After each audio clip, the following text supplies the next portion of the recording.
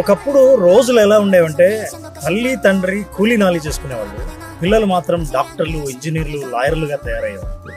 కానీ ఇప్పుడు తల్లిదండ్రులు ఇద్దరు ఉద్యోగాలు చేస్తున్నారు, మంచి డిగ్రీలు ఉన్నాయి, సొంత ఇల్లు ఉంది, డబ్బు ఉంది, ఆస్తి ఉంది. కానీ మరి పిల్లలు ఏం చేస్తున్నారు? ఇన్స్టాగ్రామ్లో, సోషల్ మీడియాలో పనికి మాలిన పాటలకు డ్యాన్సులు వేస్తూ వైరల్ కావాలనే టైం వేస్ట్ చేస్తున్నారు. ఈ ప్రయత్నంలో జీవితంలో విజయాన్ని సాధించే మార్గాల్ని మర్చిపోతున్నారు. ఏ ఊళ్ళో చూసినా, ఎప్పుడు చూసినా సరే చిన్నపిల్లలు పార్కుల్లో చేతుల్లో గేమ్లో ఆడుతుండడం, రీల్స్ చూస్తూ ఎప్పుడూ ఫోన్ వాడుతుండడం కనిపిస్తుంటుంది. ఒక్కసారి చైనా దేశంలో చూస్తే 18 ఏళ్లలోపు పిల్లలు సోషల్ మీడియా వాడటం బంద్ చేశారు. ఆ వయసులో శారీరక వ్యాయామం, కోడింగ్, ఆర్టిఫిషియల్ ఇంటెలిజెన్స్ వంటివి నేర్చుకుంటున్నారు.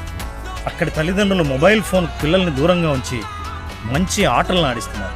ఇక్కడేమో తల్లిదండ్రులు ఇద్దరూ పనిచేస్తున్నారు కాబట్టి పిల్లల్ని నిశ్శబ్దంగా ఉంచడానికో, భోజనం తినిపించడానికో మొబైల్ అలవాటుని చేస్తున్నారు. ఇప్పుడు హై స్కూల్ రోజుల్లోనే పిల్లలు రోజుకు 4-5 గంటలు మొబైల్ పైనే గడుపుతున్నారంటే నమ్ముతారా?